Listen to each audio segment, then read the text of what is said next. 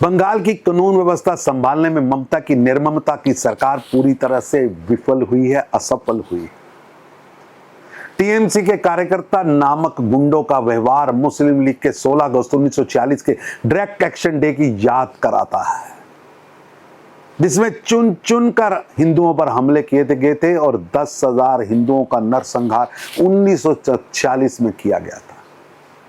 ममता बनर्जी और इंडी गठबंधन तुष्टीकरण की राजनीति के चलते बंगाल में कट्टरपंथी ताकतों के हौसले बुलंद कर रही है और आज टीएमसी मुस्लिम लीग का नया अवतार बनकर सामने आई है और ममता बनर्जी आधुनिक भारत की नई जिन्ना बनकर अत्याचारी, लुटेरे, खसूट करने वाले जिहादी मानसिकता को संरक्षण दे रही है।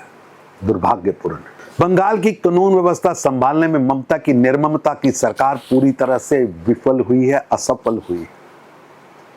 टीएमसी के कार्यकर्ता नामक गुंडों का व्यवहार मुस्लिम लीग के 16 अगस्त 1940 के डायरेक्ट एक्शन डे की याद कराता है, जिसमें चुन चुन कर हिंदुओं पर हमले किए गए थे और 10,000 हिंदुओं का नरसंहार 1946 में किया गया था।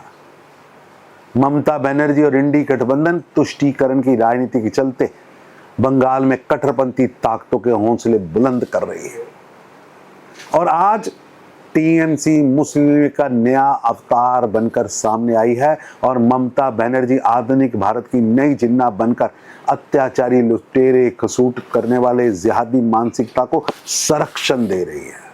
दुर्भाग्यपूर्ण। बंगाल की कानून व्यवस्था संभालने में ममता की निर्ममता की सरकार पूरी तरह से विफल हुई है, असफल हुई।